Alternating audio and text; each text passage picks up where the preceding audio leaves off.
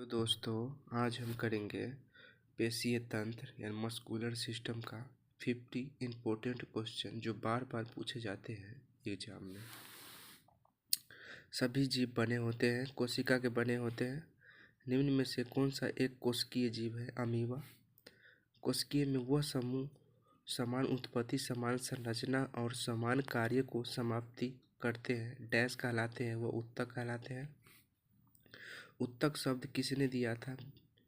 बीचट ने दिया था। उत्तक का अध्ययन डैश किसे कहते हैं? हिस्टोलॉजी को कहते हैं। हिस्टोलॉजी के जनक कहे जाते हैं तो बीचट को कहे जाते हैं। निम्न में से कौन सा एक जंतु उत्तक का प्रकार नहीं है?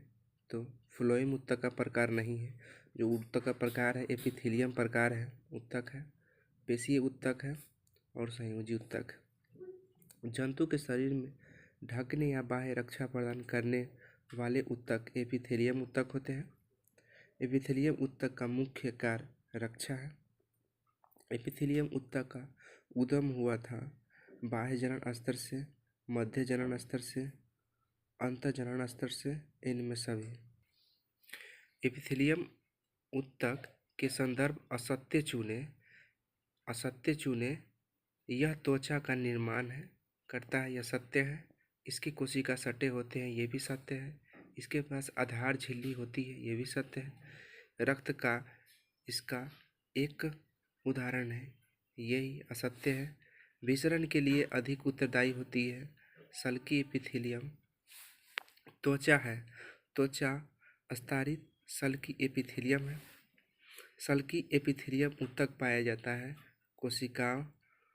कोशिकाओं में और आहार नाली में और कुपिका में, यानी कि इनमें सभी में पाया जाता है। निम्न में से कौन सा गलत है? निम्न में से गलत है घनाकार एपिथेलियम डैश घनाकार कोशिका, ये सही है। स्तंभाकार एपिथेलियम स्तंभाकार कोशिका। सल्की एपिथेलियम चपटी कोशिका, ये सही है। स्थानस्थली एपिथेलियम यह पक्षवाफ कोशिका, यही गलत है। घनाकार और स्तंभाकार उत्तक मदद करते हैं, इनमें सभी अवशेषण, स्राव, उत्सर्जन। वृक्कीय नली और लार ग्रंथि के स्तर का निर्माण करता है और उनको यांत्रिक सहारा प्रदान करता है घनाकार एपिथेलियम। उस उत्तक का नाम बताएं जो ग्रंथि बनाते हैं। घनाकार एपिथेलियम। एक कोशिकीय ग्रंथि है तो गोबलेट ग्रंथि है। डैश के स्तंभाकार एपिथेलियम उत्तक के पास पक्षवाफ होते हैं तो श्वासनली, डिम्बाहिनी नली का।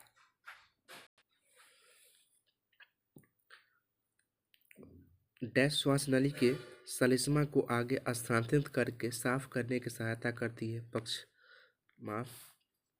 कोशिकाओं में जो रक्त नलिका को स्थानांतरित करते हैं वो किस उत्तक से संबंधित होती है? सल्की एपिथेलियम से संबंधित है।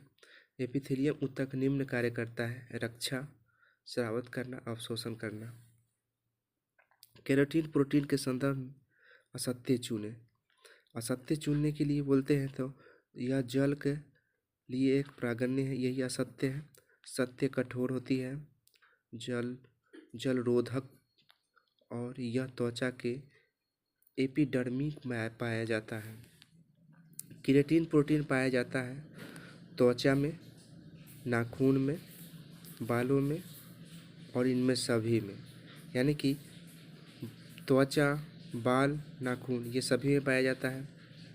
संयोजी उत्तक में अंतरकोशिकीय अधात्री डैश होती है तो अधिक होती है।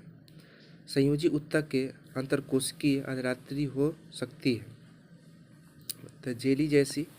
निम्नलिखित में से कौन सा संयोजी उत्तक का कार्य नहीं करता है? संयोजी उत्तक का कार्य नहीं करता है तो संयोजी उत्तक का कार्य सहारा प्रदान नहीं करता है, लेकिन एंजाइम स्रावित करना, संबद्ध करना और संवहन करना। ठीक है। निम्न में से कौन सा संयोजी उत्तक नहीं है? संयोजी उत्तक कौन नहीं है? तो यो कंडरा संयोजी ऊतक है, स्नायु संयोजी ऊतक है और अस्थि संयोजी ऊतक है। ये त्वचा संयोजी ऊतक नहीं। डैश संयोजी ऊतक का एक उदाहरण है, एक संयोजी ऊतक उदाहरण इनमें से सभी है, जो कि अस्थि है, उपास्थि है, रक्त है, ये संयोजी ऊतक है। निम्न में से कौन सा एक तरल संयोजी ऊतक है? ये रुधिर है। अस्थि और संयोजी ऊतक का मुख्य कार्य इनमें सभी होती है। निम्न में से कौन सा एक मजबूत कठोर ऊतक है? तो अस्थि है। अस्थि का अधात्री डैश होती है, कठोर होती है।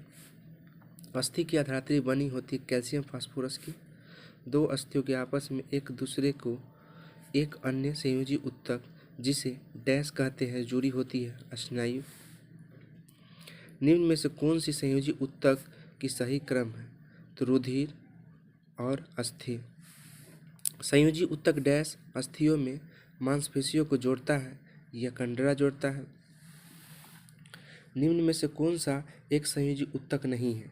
एक संयोजी ऊतक जो है तो ग्रंथियल नहीं है, और एडिपोज और एरियोलर, रुधिर, ये सब संयोजी ऊतक हैं। डैश की अधरात्रि प्रोटीन और शर्करा की बनी होती है, तो उपास्थि की बनी होती है। डैश अस्थियों में जोड़े के चिकना बनाती है, तो उपास्थि। डैश की उपस्थिति के कारण हम अपनी बाह्य कर्ण को मोड़ सकते हैं, तो उपास्थि के कारण हम मोड़ सकते हैं। उपास्थि स्थिति होती है कान में, कंठ में, नाक में, इनमें सभी। एरियोलर संयोजी ऊतक पाया जाता है, अस्थि मज्जा में पाया जाता है, त्वचा के मांसपेशियों के बीच में पाया जाता है, इसे रक्त नलिका के चारों ओर पाया जाता है, इनमें सभी। एरियोलर ऊतक का मुख्य कार्य में से नहीं है, तो कार्यों में से नहीं है, जो कि आंतरिक अंगों को सहारा देता है, ये सही है। अंगों को भीतर खाली जगह को भरना, ये सही है। उसको ऊतकों की मरम्मत से सहायता करना, ये सही है। एंजाइम और हार्मोन को स्रावित करना, ये गलत है। संयोजी ऊतक जो वसा को संचित करता है, एडिपोज करता है। डैश ऊतक की कोशिकाएं बस की बूंदों में भरी होती है, यह एडिपोज होता है। डैश संग्रहित होने के कारण एडिपोज ऊतक उसमें कुचालक का कार्य भी करता है, वसा। रक्त के सतह आधाती भाग को डैश कहते हैं, प्लाज्मा कहते हैं।